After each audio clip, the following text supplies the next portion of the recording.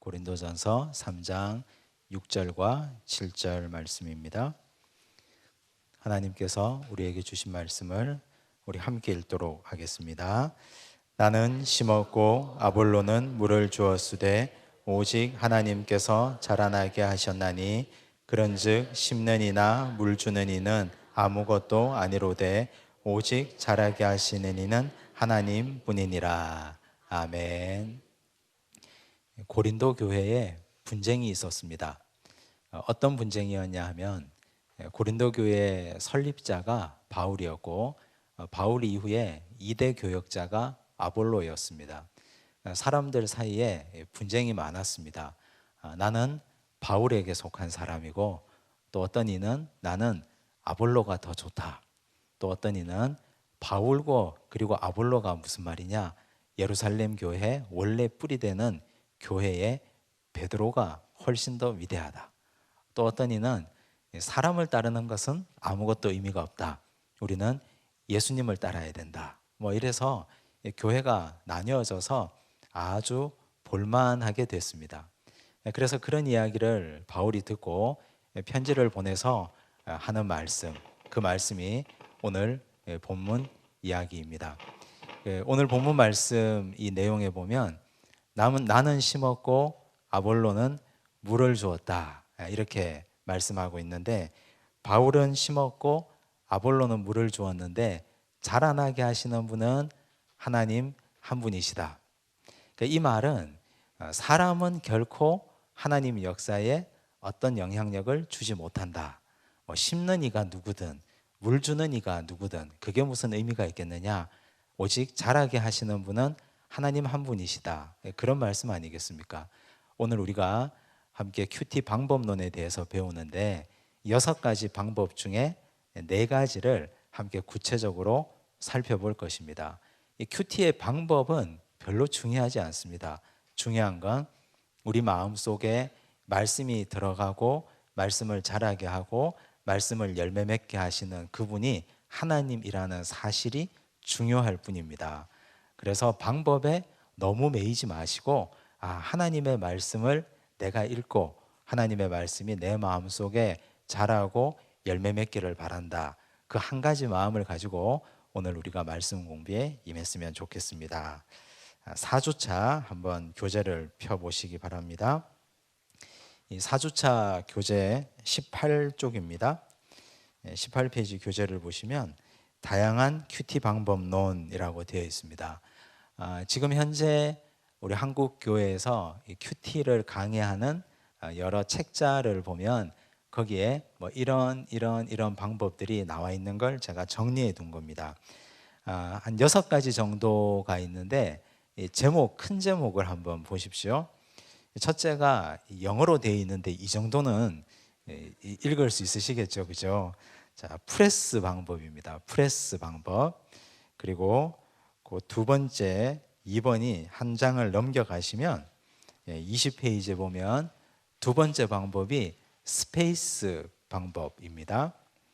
그리고 또 그 다음 한 장을 또 넘겨가시면 3번째가 액트 방법이고, 그 밑에 보면 4번째가 A, B, C, D, E 방법이고, 그리고 더 한 장 넘기시면 5번째가 마틴 루터식 방법이 있고, 그리고 오른쪽 페이지에 보면 조지 뮬러식의 방법이 있습니다.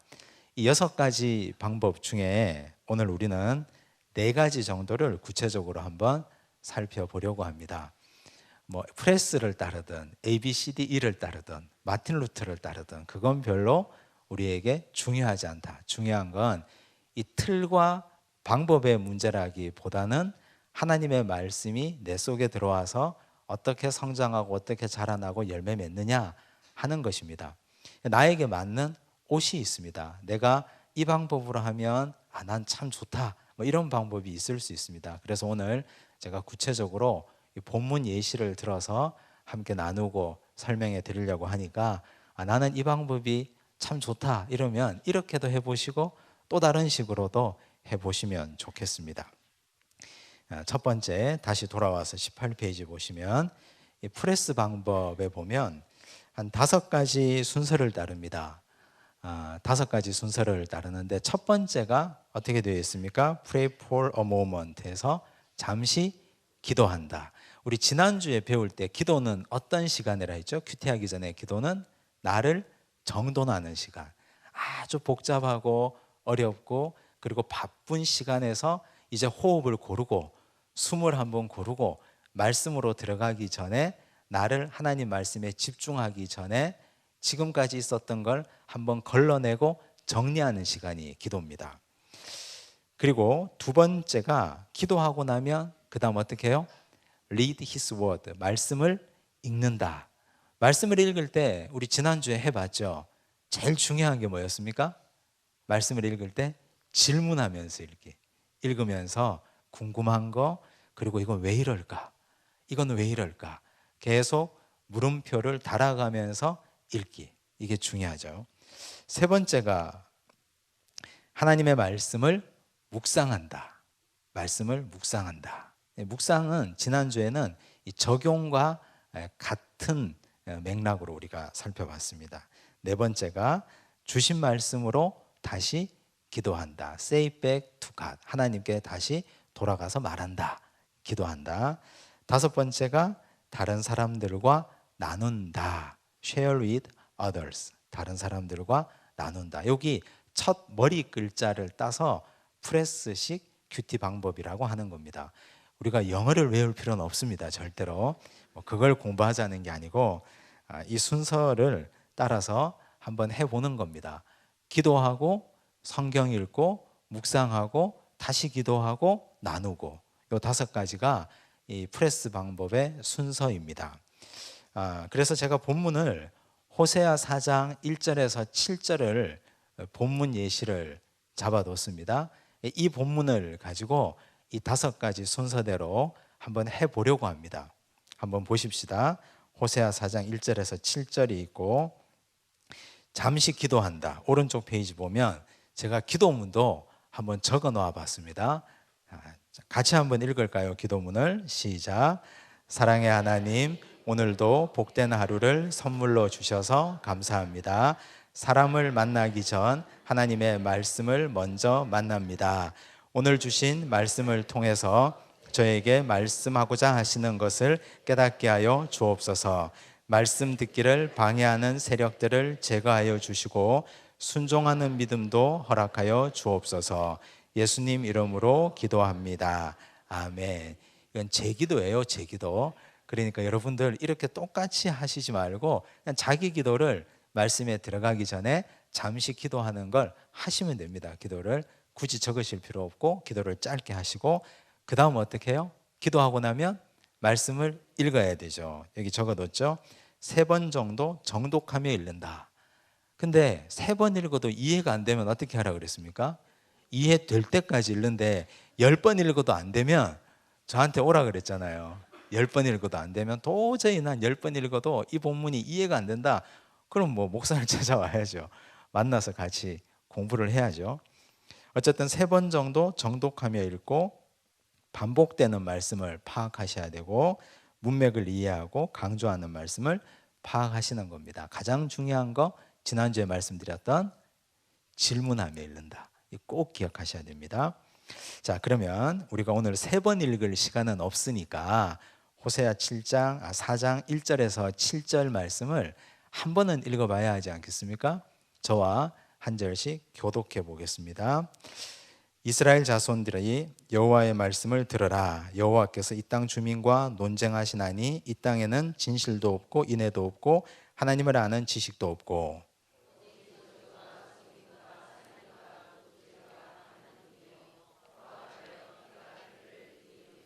그러므로 이 땅이 슬퍼하며 거기 사는 자와 들짐승과 공중에 나는 새가 다 쇠잔할 것이요 바다의 고기도 없어지리라.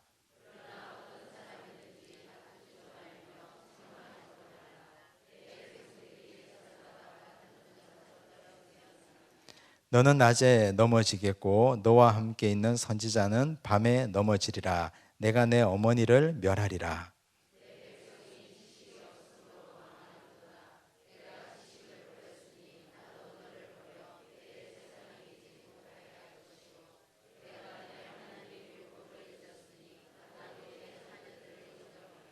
함께 읽습니다. 그들은 번성할수록 내게 범죄하니 내가 그들의 영화를 변하여 욕이 되게 하리라. 자, 이 말씀 이렇게 읽었는데 한번 이렇게 읽으면서 쏙 들어오셨습니까? 쏙 들어오셨어요? 그렇게 되기 쉽지 않습니다. 그러면 목사가 되셔야 돼요. 한 번 읽고 쏙 들어오시면 두 번 혹은 세 번 읽으면서 특히 이 장르가 설교거든요. 이게 예언, 설교, 선지서기 때문에 읽으면서 좀 어려워요. 반복되는 것도 있고 그리고 또 계속해서 강조하는 것도 있습니다. 그걸 찾아가면서 읽어보셔야 됩니다. 그렇게 해서 세 번 혹은 그 이상 읽으면서 질문을 하는 겁니다. 자, 읽은 결과를 제가 오른쪽에 적어뒀습니다. 전혀 이 본문에 대한 신학적 지식이 없어도 배경 지식이 없어도 이 본문만 가지고 살펴보는 거죠. 1절을 한번 보십시오. 1절에 보면 없고 없고 없고 하는 것이 세 번 반복됩니다. 보이십니까? 예, 뭐가 없습니까? 진실도 없고 인애도 없고 하나님을 아는 지식도 없고. 자, 없다는 것이 세 번 반복되면 이건 중요한 것이구나. 없고 없고 없고. 예, 부부싸움 할 때 부인들이 남편한테 우리 집엔 이것도 없고 이것도 없고 이것도 없고 이 없다는 얘기할 때 어떻게 말씀하세요? 편하게 말씀하세요? 강조해서 얘기하잖아요. 이것도 없고 이것도 없고 막 이렇게 하잖아요.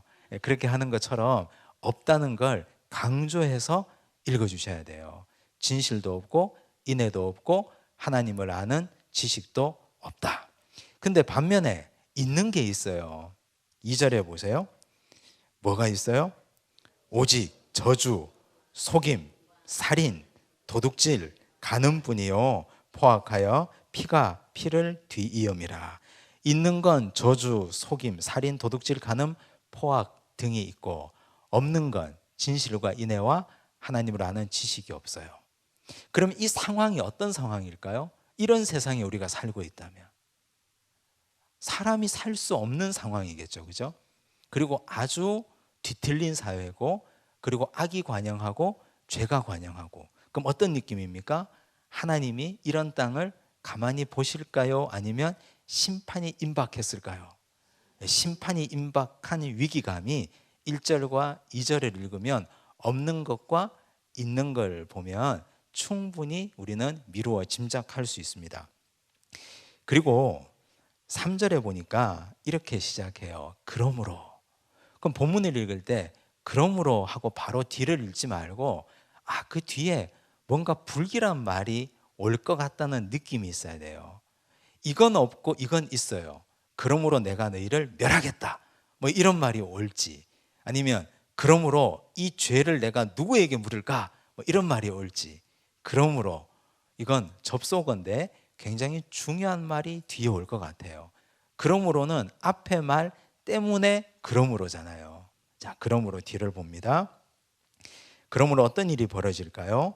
땅이 슬퍼하며 거기 사는 자와 들짐승과 공중에 나는 새가 다 쇠잔할 것이요 바다의 고기도 없어지리라. 이 말을요 한 문장으로 우리식으로 한번 옮기는 훈련이 필요해요.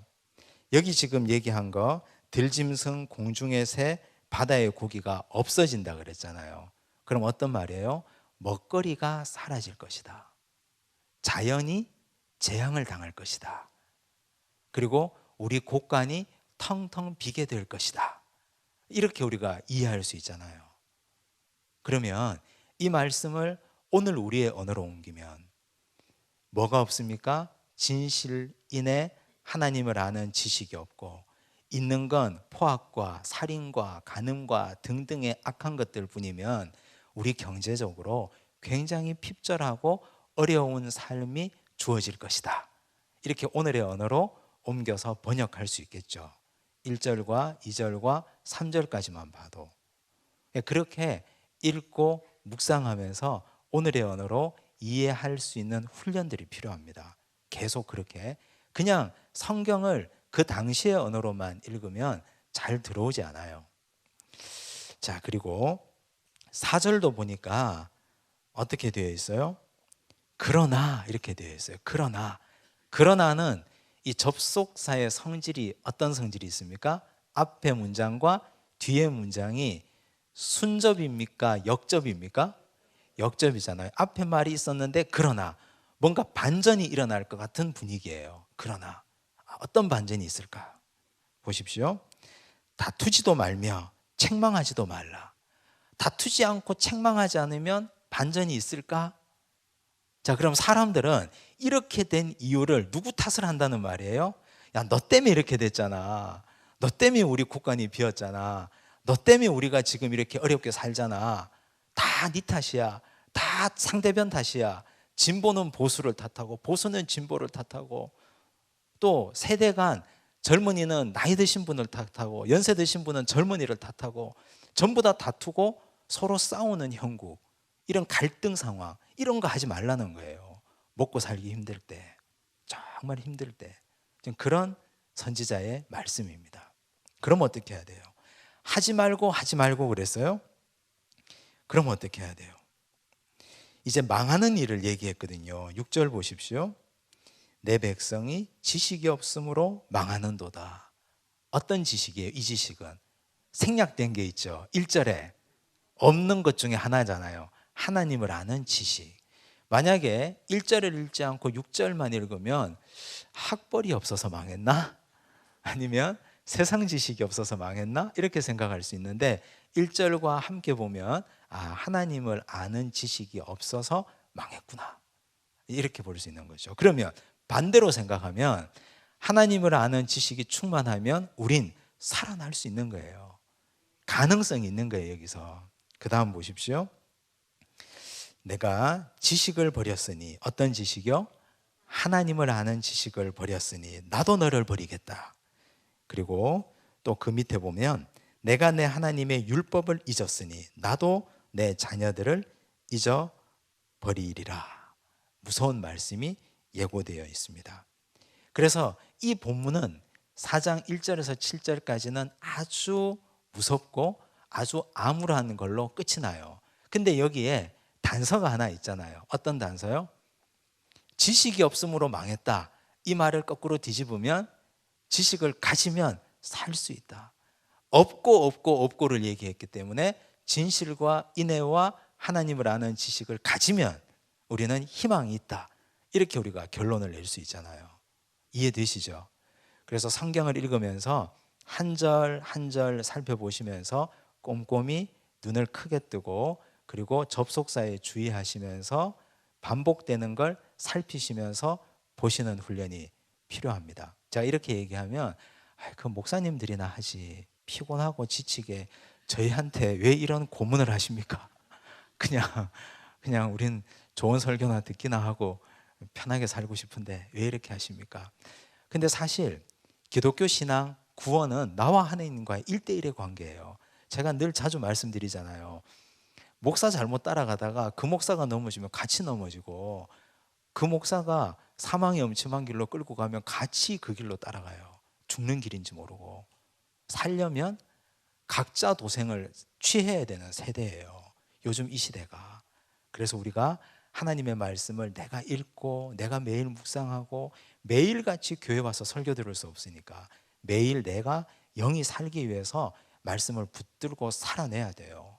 그러면 어떻게 연구하고 어떻게 살필지를 우리가 방법을 알아야 되잖아요. 그러니까 이렇게 쉬운 방법으로 하는 거예요. 자, 요거 이해되시죠? 여기까지. 4번 보세요. 다시 19쪽에 이렇게 말씀을 읽었으면 그 다음 묵상하는 겁니다. 나에게 와닿는 말씀을 붙잡고 깊이 생각하고 비추어 본다. 여기서 나에게 와닿는 말씀이 진실이나 인애나 하나님을 아는 지식, 그 셋 중에 한 가지가 꽂힐 수도 있고 세 개 다가 와닿을 수도 있고요. 요즘 심하게 다툼 가운데 있는 분들은 다투는 것에 내가 마음이 확 올 수가 있어요. 이런 걸 붙들고 깊이 묵상하는 거예요. 깊이.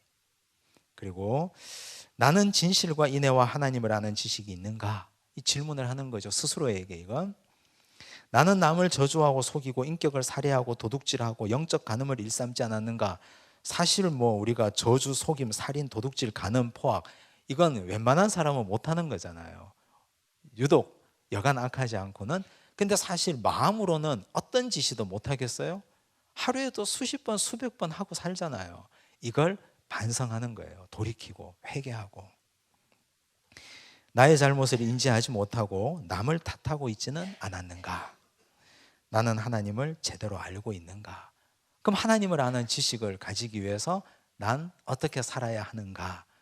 이 질문이 있겠죠, 이제. 근데 여기서 이제 이건 이 호세아에 대한 지식을 하나도 가지고 있지 않아도, 사전 지식이 하나도 없어도 충분히 여기까지 묵상할 수 있는 내용이에요. 근데 여기서 조금 더 깊은 묵상으로 들어가려면 호세아에 대한 배경 지식을 알면 조금 더 풍성한 공부를 할 수 있어요. 그건 구약 개론을 공부하시고 신약을 공부하시면 훨씬 더 깊이 알 수 있어요. 간단하게 호세아가 북이스라엘에서 예언한 선지자잖아요. 기원전 8세기 북이스라엘에서 예언한 선지자는 딱 3명밖에 없습니다. 호세아, 요나, 아모스 3명밖에 없어요. 근데 기원전 8세기에 집중돼 있습니다. 근데 그때 왕이 누구냐? 여로보암 2세예요. 북이스라엘의 여로보암 2세는 북이스라엘 최고의 전성기예요. 전성기라는 말은 돈이 제일 많고 제일 풍요롭고 제일 부강하고, 요즘 우리나라가 국민소득 3만 불 돌파했다 하잖아요. 그런 것처럼 지금 우리나라가 작년 얼마 전까지만 해도 이 해방 이후에, 전쟁 이후에 이 나라가 계속해서 경제 성장했잖아요. 최고의 번성기. 그때 예언자 3명이 동시에 예언하는 시대예요. 북이스라엘에 예언자가 동시에 예언했던 때가 전에도 없었고 후에도 없었거든요. 이때 사람들은 돈을 많이 쓰고 흥청망청하고 종교적으로도 교회 와서, 성전에 와서 예물 많이 드리는데, 문제는 영적으로 이런 시대였어요. 진실이 없죠. 인애도 없죠. 하나님을 아는 지식이 없어요. 뭐만 남았어요? 그럼 껍데기 종교의식만 남았던 시대예요. 그래서 여기 기원전 8세기 북이스라엘의 상황까지만 알더라도 훨씬 더 깊은 묵상을 할 수 있어요. 근데 그걸 몰라도 이 정도까지는 할 수 있다. 그걸 제가 말씀드리고 싶은 겁니다. 페이지 넘어갑니다. 이제 주신 말씀으로 다시 기도합니다. 기도 읽어보겠습니다. 함께 읽습니다. 시작. 하나님, 진실과 인애와 하나님을 아는 지식 없이 살아온 모습을 회개합니다.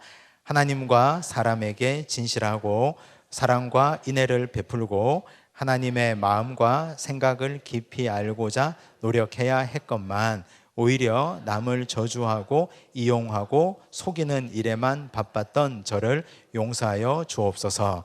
다시 한번 결단하오니 다시 하나님의 말씀을 한 절 한 절 깊이 이해하고 붙잡고 살아서 하나님을 아는 지식 위에 건강한 인생의 집을 짓도록 인도하여 주옵소서. 예, 아멘을 빠뜨렸네요, 제가. 예, 아멘 이렇게 하시면 됩니다. 자, 이렇게 기도하고 또 주변의 분들과 나눌 수 있으면 함께 이 말씀으로 나누고, 이러면 이 프레스식 방법으로 한 겁니다. 정리해 볼까요? 처음에 어떻게? 기도, 말씀 읽기, 그 다음에 묵상하기, 네 번째 다시 하나님께 기도하기, 5번째 나누기. 거기서 제일 중요한 건 읽고 묵상하는 거예요. 읽고 묵상하는 거. 이건 다른 방법도 다 똑같아요. 읽고 묵상하는 게 큐티의 핵심입니다. 읽을 때는 질문하라. 계속해서 질문하라. 2번째, 스페이스 방법입니다. 이 스페이스 방법은요, 사실 이걸 이제 적용할 수 있는 본문이 그렇게 광범위하지는 않은데 순서를 한번 볼게요. 첫 번째는 스페이스 방법에 고백해야 할 죄. 성경을 읽다 보면, 묵상하다 보면 내 죄가 이렇게 찔림이 있잖아요. 먼저 고백해야 될 죄를 찾는 거예요. 이 말씀이 나와 부딪히면 이 죄를 고백해야 되겠구나. 2번째, 붙잡아야 할 약속. 성경을 읽다 보면 붙잡을 약속이 있잖아요. 이 약속이 분명히 있다. 그럼 붙잡아야 되죠. 3번째, 피해야 할 행동. 이 죄를 짓지 않기 위해서는 피해야 될 행동들이 있어요. 4번째는 순종해야 할 명령. 5번째, 따라야 할 모범. 사실 이 스페이스 방법을 따라서 큐티하기는 쉽지는 않아요. 여기 적힌 내용들을 한번 읽어보시면 됩니다. 다만 이 본문은 제가 함께 말씀을 나누도록 하겠습니다. 마태복음 6장 19절에서 24절까지 본문입니다. 우리 한 절씩 교독해서 읽겠습니다. 제가 먼저 읽습니다. 너희를 위하여 보물을 땅에 쌓아두지 말라. 거기는 좀과 동록이 해하며 도둑이 구멍을 뚫고 도둑질하느니라.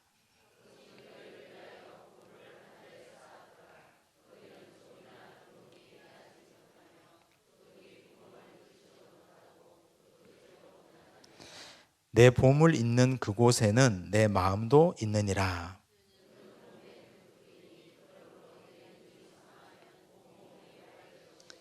눈이 나쁘면 온몸이 어두울 것이니 그러므로 내게 있는 빛이 어두우면 그 어두움이 얼마나 더하겠느냐.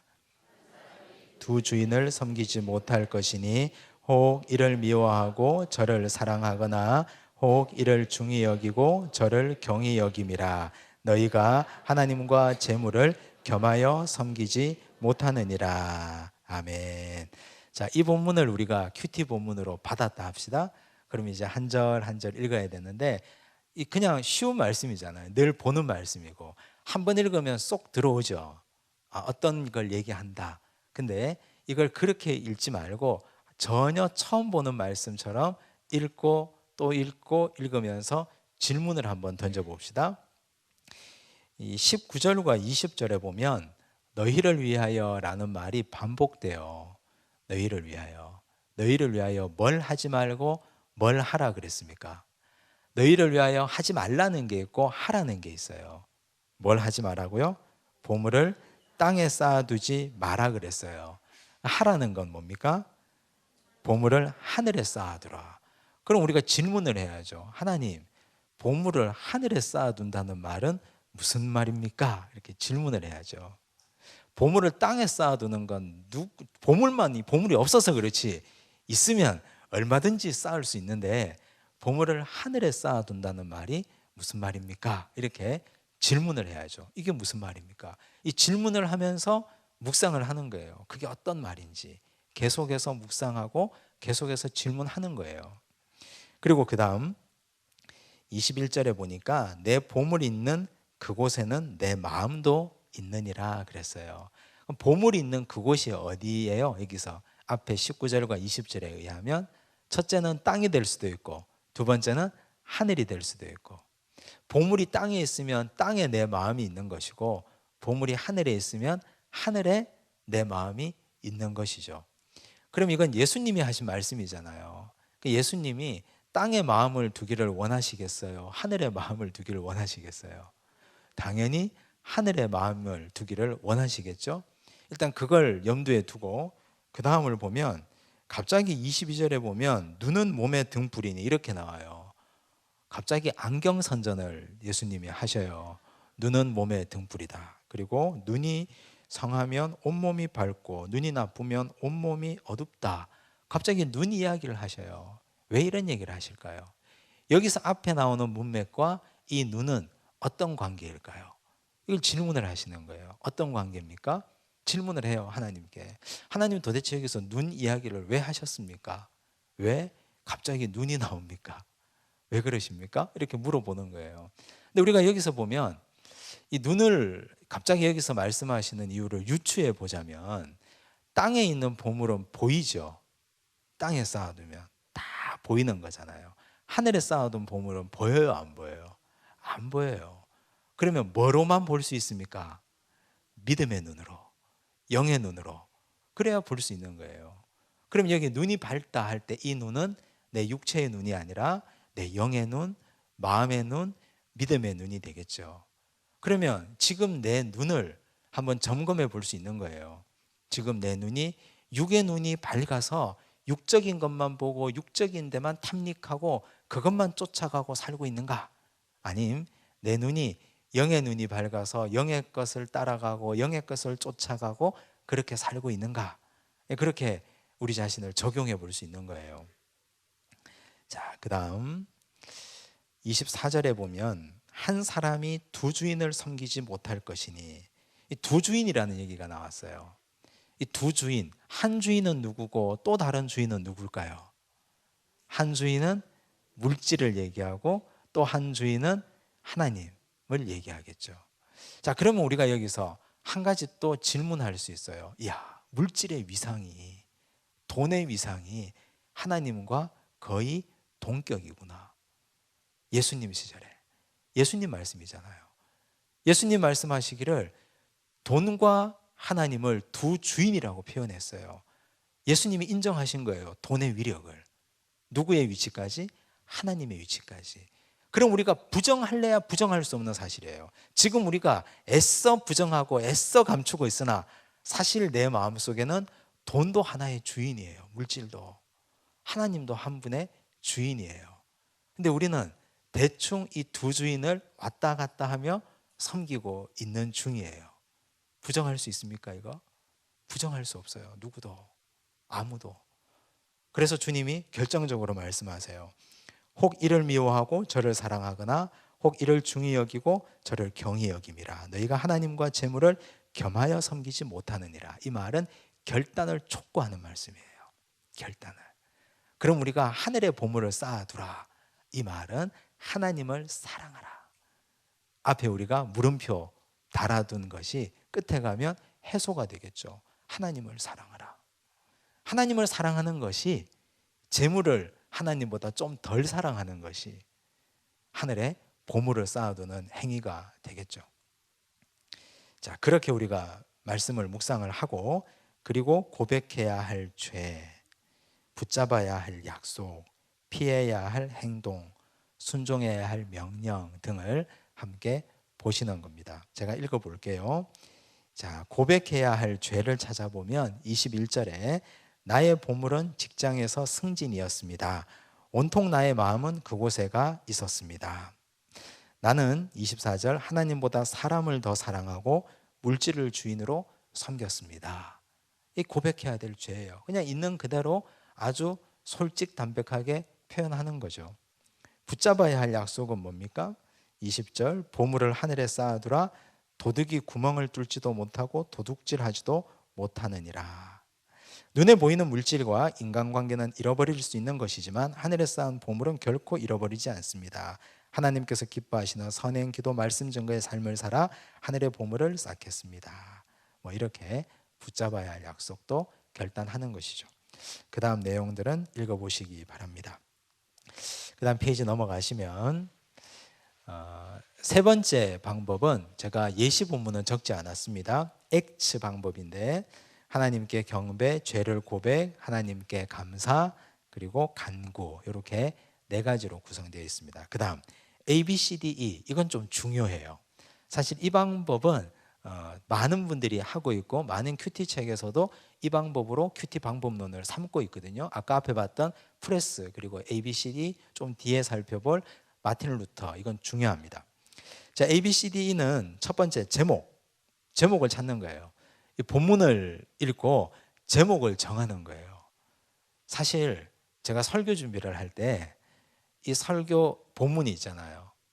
이번 주에 설교해야 될 본문, 이 본문의 제목을 정하면 설교 준비 반은 끝나는 겁니다.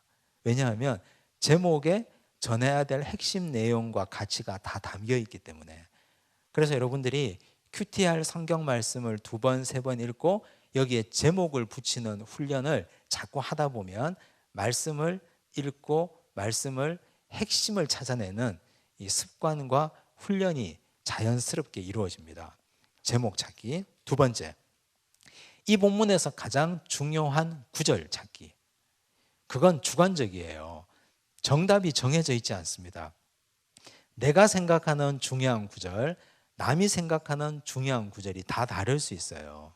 세 번째, 도전을 주는 말씀. 내가 오늘 이 말씀을 붙들고 살아내겠다. 도전을 주는 말씀.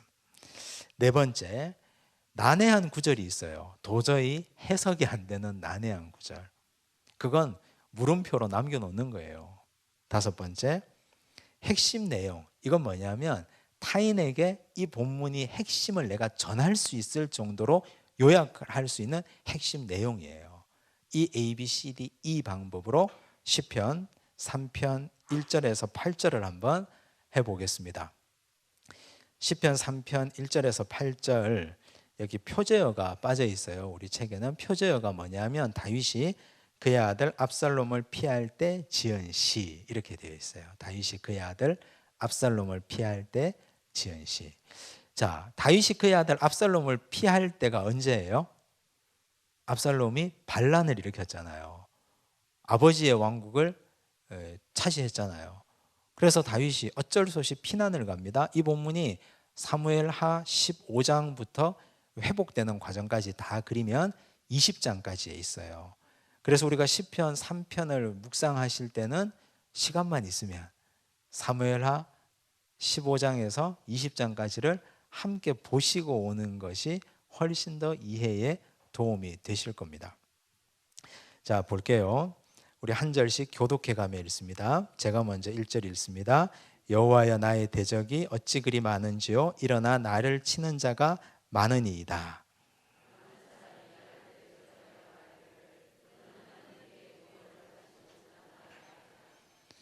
여호와여, 주는 나의 방패시요 나의 영광이시요 나의 머리를 드시는 자이시니이다.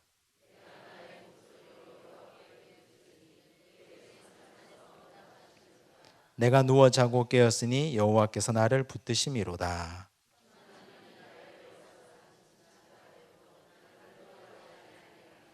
여호와여, 일어나소서. 나의 하나님이여, 나를 구원하소서. 주께서 나의 모든 원수의 뺨을 치시며 악인의 일을 꺾으셨나이다. 구원은 여호와께 있사오니 주의 복을 주의 백성에게 내리소서. 네, 이렇게 우리가 읽었습니다. 근데 이 본문을 2번 혹은 3번 거듭해서 읽고 이 본문의 제목을 찾아내셔야 돼요. 저는 이 본문의 제목을 이렇게 정했어요. 잠을 주시는 하나님. 잠을 주시는 하나님. 왜 그랬냐 하면 이 본문의 제목을 정한 이유가 5절에 있어요. 5절 보시면 내가 누워 자고 깨었으니 여호와께서 나를 붙드심이로다. 불면의 밤을 보내시는 분 지금도 계실 테고 불면을 경험해 보신 분들 계시죠? 너무 고통스럽죠. 정말 고통스럽잖아요. 그래서 잠은 내가 원한다고 자지는 것이 아니구나. 잠이야말로 하나님이 나를 붙들어 주시고 하나님이 주셔야 내가 잠을 잘 수 있구나. 이걸 아주 뼈저리게 느끼신 분 많으실 거예요.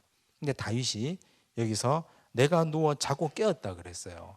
근데 이거하고 아까 표제요, 다윗이 그의 아들 압살롬을 피할 때 지은 시라 그랬거든요. 지금 왕궁에서 쫓겨났어요. 광야로 몰려나요. 광야로 나가서 굉장히 어려운 시간을 보내요. 근데 누워 자고 깨는 게 편안해요. 그러면 잠은 누가 주시는 겁니까? 하나님이 주시는 거예요. 그래서 제목을 저는 잠을 주시는 하나님이라고 정했습니다. 여러분들도 이걸 계속 읽어보시다가 이 제목을 한번 정해보자 하고 한번 하려 하면 쉽지 않아요. 어려워요. 제목 정하는 게. 중요한 구절. 이 제목과 중요한 구절은 같이 가겠죠. 그죠? 당연히 내가 이 잠을 주시는 하나님은 은혜를 받았으면 그 중요한 구절은 5절이겠죠. 내가 누워 자고 깨었으니 여호와께서 나를 붙드심이로다. 저는 도전을 주시는 말씀을 6절로 잡았습니다. 천만인이 나를 애워싸 진친다 하여도 나는 두려워하지 아니하리이다. 이런 자신감이 있었기 때문에 잠들 수 있었거든요. 잠자다가 갑자기 포위당해서 끌려가서 죽을 수도 있잖아요. 근데 천만인이 나를 애워서 진친다 하더라도 두렵지 않으니까 잠들 수 있었겠죠. 그래서 도전을 주는 말씀을 그걸로 붙잡았고 난해한 구절 없음이라고 적었습니다. 없으면 없다 그러면 돼요. 굳이 만드실 필요 없습니다. 자, 핵심 내용은요, 이건 내가 누군가에게 시편 3편을 설명할 수 있을 정도로 내 언어로 기록하는 거예요. 우리 함께 읽어볼까요? 시작. 다윗이 아들 압살롬의 반란으로 왕궁을 버리고 광야로 내몰리며 기록한 시편. 대적이 아무리 많을지라도 하나님께서 함께 하시니 평안한 잠을 잘 수 있음. 나를 살리시는 분은 하나님이시며 구원은 하나님께 달려 있음을 고백해. 이렇게 핵심 내용을 정리했습니다. 그래서 여러분들이 이 시편도 한번 해보는 건데 앞으로 다른 본문도 이렇게 해서 A, B, C, D, E 방법을 꼭 한번 해보시면 좋겠습니다. 그 다음 페이지 넘기시면 마틴 루터식 방법이에요. 마틴 루터 누군지 아시죠? 그죠? 예, 마틴 루터는 종교 개혁을 하신 유명한 분, 위대한 분 아닙니까? 자, 마틴 루터가 이런 식으로 말씀 묵상을 하셨다 그래요. 어떻게 했느냐? 하나님, 예수님, 성령님은 누구신가? 이 세 분을 한 본문에서 다 찾으라는 말이 아니에요. 주로 구약을 묵상하다 보면 하나님은 누구신가 이렇게 되겠죠. 복음서를 묵상하다 보면 예수님은 누구신가, 그리고 복음서 이후에 사도행전과 서신서나 뭐 이런 걸 보다 보면 성령님은 누구신가 뭐 이렇게 묵상이 되겠죠. 어쨌든 삼위일체 하나님 세 분 혹은 두 분 혹은 한 분 누구라도 하나님 혹은 예수님 혹은 성령님은 누구신가 이걸 찾는 거예요. 본문에서. 두 번째는 나에게 주시는 교훈은 무엇인가? 내가 오늘 이 본문을 통해서 교훈을 얻을 것은 어떤 부분인가? 세 번째, 내 삶에 적용할 점은 무엇인가? 아주 간단하고 심플하죠. 그래서 사람들은 마틴 루터식 방법을 많이 사용해요. 자, 하나님, 예수님, 성령님을 찾고 교훈 찾고 적용 찾고 끝이에요. 근데 똑같이 마찬가지예요. 읽고 묵상하는 건 반드시 해야 되는 과정이에요. 마태복음 8장 1절에서 4절을 본문을 잡았습니다. 마태복음이니까 당연히 예수님은 누구신가가 나오겠죠. 그죠? 자, 우리 교독해 보겠습니다. 제가 먼저 1절 읽습니다. 예수께서 산에서 내려오시니 수많은 무리가 따르니라.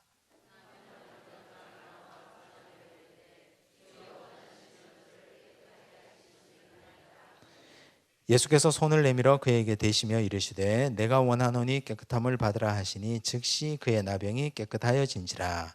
예수께서 이르시되 삼가 아무에게도 이르지 말고 다만 가서 제사장에게 내 몸을 보이고 모세가 명한 예물을 드려 그들에게 입증하라 하시니라. 자, 이 본문을 우리가 너무 쉬운 본문이고 너무 자주 본 본문인데 그래도 쉬울수록 계속 몇 번 보라 했잖아요. 그렇게 보니까 예수님이 누구신지 드러나십니까? 예수님이 어떤 분이세요? 제가 여기 적어뒀어요. 자, 그냥 있는 그대로요. 2절에 나병 환자가 주여 원하시면 저를 깨끗하게 하실 수 있나이다 했어요. 그러니 예수님께서 어떻게 하셨어요? 손을 내밀어 그에게 대시며 이르시되. 그럼 여기서 예수님 어떤 분이세요?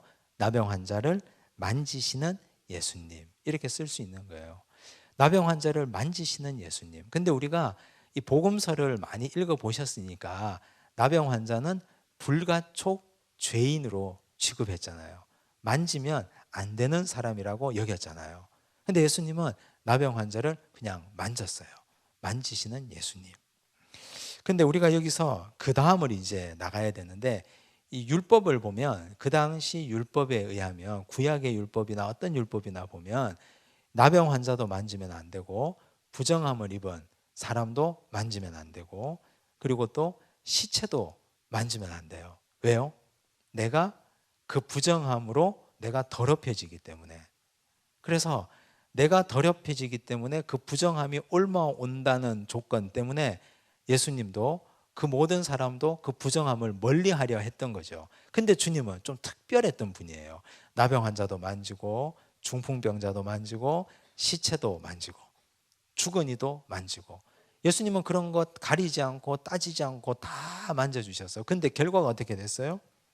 여기 보니까 내가 원하노니 깨끗함을 받으라 하시니 즉시 그의 나병이 깨끗하여진지라. 그럼 우리가 여기서 결론 내릴 수 있는 것, 예수님은 부정을 입으시는 분이 아니다. 예수님은 오히려 부정한 자를 깨끗하게 하시는 분이시다. 예수님이 만지면 부정이 물러나는 거죠. 그럼 우리는 나에게 적용하면 나는 예수님의 제자고 난 예수님의 백성이잖아요. 하나님 나라의 군사잖아요. 우리가 왜 자꾸 부정한 걸 피해 다녀야 됩니까? 사람들 부정하다는 거 피해 다니는 분들도 많고 이사할 때 날짜 보는 분도 있고 그리고 예수 믿는 사람 중에도 결혼식 날 뭐 세상 사람들이 좋은 게 좋은 거지 이날이 좋다 하니까 그냥 이날이 좋겠지 뭐. 많은 사람들이 하니까. 이렇게 따라가는 분도 많으세요. 근데 그건 정말 불신앙이고 비성경적인 태도예요. 내가 가서 오히려 그곳이 깨끗해져야 되고, 내가 가서 오히려 그곳이 정결해져야 돼요. 내가 하나님의 사람이라면, 내가 하나님의 자녀라면 내가 가서 그곳의 깨끗함과 거룩함을 전하고 와야 돼요. 우리에게 금기가 있겠습니까? 하나님의 백성에게 금기는 없어야 돼요. 하나님의 백성에게 금기가 왜 있습니까? 나를 정하고 공간을 정하고 시간과 장소와 때를 따지는 것, 이건 우리가 복음서에서 만난 예수님과 정반대로 가는 행위잖아요. 그걸 이 본문에서 적용하시는 것입니다. 자, 그래서 이제 이렇게 하는 거죠. 주님이 만지면 부정한 사람이 정결함을 얻는다. 주님은 부정함에 오염되지 않는다. 자, 주님은 사회적 절차와 규정을 무시하는 분이 아니다. 이건 그 뒤에 나오는 건데요. 예수님께서 깨끗해진 나병 환자에게 이렇게 얘기하죠. 4절에 삼가 아무에게도 이르지 말고 다만 가서 제사장에게 내 몸을 보이고 모세가 명한 예물을 드려 그들에게 입증하라 하셨어요. 왜 그렇게 하셨느냐? 레위기 14장에 이렇게 규정이 되어 있거든요. 나병 환자가 혹시 나으면 제사장에게 가서 몸을 보여야 돼요. 그게 그 당시 사회 규범이에요. 예수님은 사회 질서나 규범을 파괴하는 분이 아니다. 질서와 절차도 지키시는 분이시다. 이렇게 우리가 적으면 되는 거죠. 그래서 예수님에 대해서 충분히 묵상하고, 나에게 주시는 교훈은 무엇입니까? 나는 예수님을 따르는 제자인데 세상 그 어떤 부정함도 나를 더럽힐 수 없다. 내가 그리스도의 제자라면 내가 가는 곳이 정결하게 된다. 이렇게 이제 적는 거죠. 그리고 내 삶에 적용할 점, 그리스도인으로 좋은 날과 부정한 날을 구별하지 않는다. 사람을 차별하지 않는다. 사람을 차별하지 않는다. 중요한 적용이죠. 절차와 법을 중요하게 생각한다. 나았으니 끝이지 뭐. 이게 아니고 절차나 법을 반드시 중요하게 지킨다. 이렇게 적용을 했습니다. 마틴 루터식 방법이 단순하고 간단하죠. 한번 해보시면 좋습니다. 조지 물려라는 분이 계신데 이분은 5가지를 얘기했어요. 내가 따라야 할 본, 내가 순종해야 할 명령, 그리고 내가 버려야 할 죄, 내가 주장해야 할 약속, 하나님에 대한 새로운 지식, 뭐 이런 걸 말씀을 하셨어요. 우리가 6가지 중에 4가지 본문을 아주 빨리 해서 정신이 없으실 거예요, 지금. 그런데 집에 가서 찬찬히 한번 해보시는데 제가 숙제를 드립니다. 마태복음 9장 9절에서 13절이에요. 짧은 구절이죠. 5절밖에 안 돼요. 이 본문은 예수님의 제자 마태를 부르시는 장면이에요. 예수님께서 마태를 부르시는 장면인데 이 본문으로 프레스 방법과 마틴 루터 방법으로 큐티를 해보시기 바랍니다. 그래서 한번 집에서 살펴보시고 해보시고 기록을 한번 하고 오셔요. 근데 숙제 검사할 방법이 없으니까 제가 검사는 뭐 못하지만, 그런데 갑자기 성령께서 저에게 계시를 주시면 아무개 이름을 제가 불러서 다음 주에 시킬 수도 있어요. 해보셔요. 한번 꼭 하셔서 이건 이렇게 하니까 잘 되더라, 이건 이렇게 하니까 막히더라 하는 걸 또 저에게 알려주시면 또 같이 말씀도 나누도록 하겠습니다. 큐티 방법론에 절대적인 건 없습니다. 나에게 꼭 맞고 나는 이게 내 옷에 맞는, 내 몸에 맞는 옷 같다 이러시면 그걸 계속 하셔도 돼요. 이제 다음 주부터는 본격적으로 본문 큐티를 어떻게 하는지를 함께 나누고 살펴보도록 하겠습니다. 이제 한 주간 또 충분히 묵상도 하시고 큐티 훈련도 하시고 오시기 바랍니다. 기도하겠습니다. 하나님 아버지 감사합니다. 오늘 우리에게 다양한 큐티 방법론을 배울 수 있게 해주셔서 감사합니다. 방법이 중요한 것이 아니라 그 중심에 있는 하나님의 말씀이 중요하다 하셨사오니 그 말씀이 우리의 심령에 떨어져서 자라 30배, 60배, 100배의 열매 맺는 그날이 오도록 축복하여 주시옵소서. 주여, 우리에게 꼭 필요한 하나님의 말씀을 받고 매일같이 읽고 의문을 가지고 읽고 질문하며 읽고 묵상하며 읽고 적용하고 교훈을 붙들고 말씀대로 살아내어서 많은 열매 가득히 맺는 믿음의 백성 되게 하여 주시옵소서. 모든 말씀 예수님 이름으로 기도드리옵나이다. 아멘.